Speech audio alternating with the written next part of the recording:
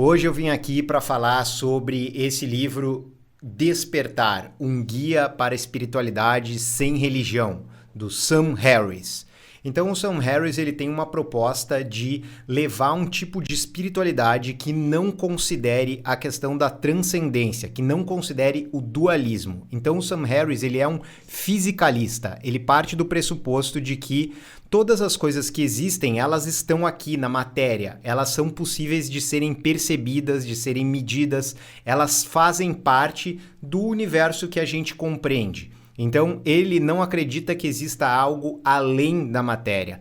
E isso, de certa forma, você vai colocar, se não existe nada além da matéria, como ele lida com a questão da espiritualidade? Eu, particularmente, não gosto de usar a palavra espiritualidade porque, assim como alguns críticos do Sam Harris, eu vejo que a palavra espiritualidade, ela leva em consideração algo relacionado à transcendência, algo relacionado a religião, algo relacionado a um mundo que está além desse mundo sensível, desse mundo que a gente consegue perceber. No entanto, a proposta dele, o que ele traz aqui de espiritualidade, eu concordo. Eu acho que é coerente, é uma proposta verdadeira, mas eu chamo isso de autoconhecimento. Ele chama de espiritualidade racional. Então é um outro nome que ele traz, eu acho que é uma questão de nomenclatura, mas vamos tentar entender um pouquinho do que o Sam Harris trata e qual que é essa proposta de uma espiritualidade sem religião. Então, o livro ele começa com uma descrição dele contando sobre experiências que ele teve na adolescência, em torno de 16, 18 anos, que ele consumiu alguns tipos de droga alucinógenas, como o LSD, e também drogas como o êxtase. E ele começa a colocar em xeque essa questão de que para você ter uma experiência espiritual, religiosa, você tem algo que está no além, você tem essa experiência que é uma experiência transcendente. E ele começa a colocar assim, mas eu tive todas essas experiências que são descritas como transcendente usando drogas. Inclusive, a experiência que ele conta do êxtase, essa experiência de uma ideia de um amor universal, ele fala, cara, essa droga fez eu sentir isso. Então ele começa a questionar, o que teria por trás das religiões que realmente valia a pena? O que ele fala sobre um diamante bruto, né? Como se as religiões tratassem de diversos temas, mas por trás ali teria um diamante bruto. Teria algo que não necessariamente você precisaria ligar com o transcendente, mas que teria um valor para a gente ter uma vida mais bem vivida. Então, ele traz muito a questão de que a experiência meditativa, ela pode trazer tanto esse tipo de experiência transcendente, mas mesmo assim você consegue explicar isso à luz das neurociências, você consegue explicar isso a partir do funcionamento do cérebro. Não necessariamente porque você teve uma experiência de, por exemplo, fusão com o todo, isso significa que não existe divisão entre você e o todo, tudo faz parte da mesma coisa, porque ele fala que isso basicamente pode ter sido produzido pelo DMT. O DMT é uma substância que o nosso corpo libera, seja por colocado como droga, né? No caso do LSD, ele pode produzir DMT, mas também por experiências meditativas. No entanto, você precisa muito tempo de meditação para você chegar a esse ponto. E o Sam Harris, ele passou por vários tipos de meditação, ele experienciou, ele foi muitas vezes para a Índia, para o Nepal, sempre em busca de algo que explicasse essa questão da espiritualidade, algo que explicasse, inclusive, essas experiências que ele teve. Então, ele foi realmente um meditador muito experiente, passou por vários processos de Vipassana, que é um tipo de meditação budista que você fica muitos e muitos dias meditando 8 horas por dia, e ele chega a relatar em retiros que ele fazia 12, 14, até 18 horas de meditações diárias, com o objetivo de ter uma explicação mais clara de como o mundo funciona. E depois ele começa a mostrar que você não precisa passar por esse processo, mas você precisa compreender o que isso pode trazer. E O Sam Harris, ele é um adepto, ele expõe que o budismo, ele é de todas as religiões a que consegue casar mais com as neurociências, porque existe uma possibilidade de um budismo materialista. O budismo materialista, ele é coerente com tudo que ele estudou sobre neurociências. O Sam Harris, ele é doutor em neurociências, então ele adota justamente essa visão mais do budismo e também um pouco de visão da espiritualidade indiana para a compreensão de como a nossa mente funciona e como a gente pode ter uma espiritualidade sem religião. Qual que é a proposta dele? Então, ele começa a explicar que essas meditações que são feitas dentro do yoga e dentro do budismo e no mindfulness, essa meditação da atenção plena, de você focar ali num único ponto, ela traz diversos benefícios. Então, você treinar a capacidade de foco atencional, ele vai melhorar a sua capacidade de concentração. Então você consegue de fato prestar mais atenção nas coisas, você consegue de fato ler por mais tempo, concentrado, você consegue ter uma percepção melhor das coisas quando você tem mais atenção, você consegue aprender mais. Mas ele fala que as pesquisas vêm apresentando resultados nas neurociências que vão muito além de você só melhorar a sua concentração. Porque o exercício, ele é um exercício de concentração. A atenção plena é um exercício de concentração. Mas os efeitos, eles vão muito além disso. Como, por exemplo, o efeito relacionado ao bom humor.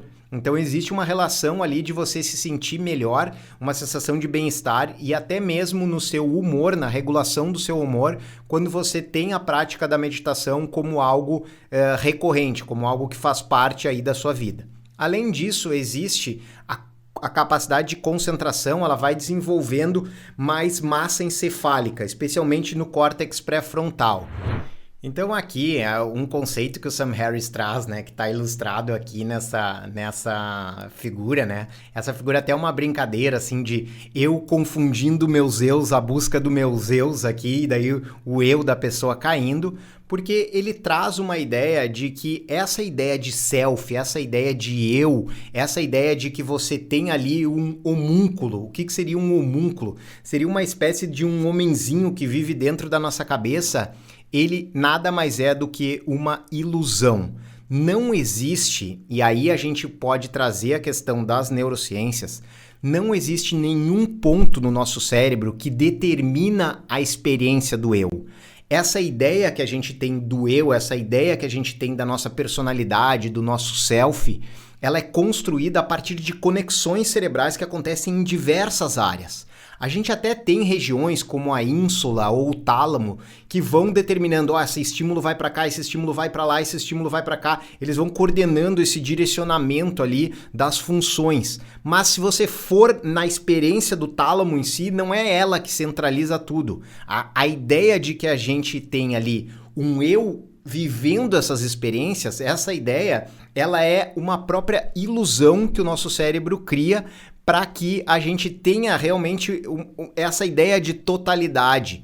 Então, o Sam Harris começa a apresentar que o principal objetivo da meditação, quando a gente quer a questão de desenvolver espiritualidade, é justamente essa dissolução do eu. Então, eu trouxe essas imagens, tá? Que são pinturas de uma pintora italiana chamada Ilaria Ratti.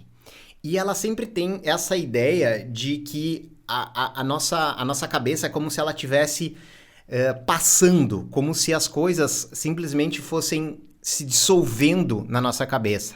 Então, por exemplo, essa obra aqui ela chama Eu Te Amo e Isso Vai Passar. Porque a ideia que ele traz é justamente de que o que existe é uma transição. O que existe é que tudo está passando, mas a gente tem de fato essa sensação e essa ideia da consciência. Mas o que a gente realmente vivencia, isso está sendo continuamente transmutado, isso está o tempo inteiro se modificando. E o processo de meditação, ele nos ensina justamente isso, de que as coisas vão passando, de que mesmo as sensações que aparentemente são mais fortes dentro de nós, elas são passageiras. Existe a percepção daquilo, mas a sensação em si, ela não existe, ela passa. E ele traz muito a ideia do yoga de que a gente, quando se identifica com aquilo, como se eu sou essa emoção, eu sou desse jeito, eu sou esse pensamento, isso vai causando a angústia. E se a gente consegue, a partir do treinamento da meditação, conseguir ter uma ideia de que essa passagem, ela é a verdade que a gente consegue observar, a gente vai treinando para não reagir imediatamente àquela sensação.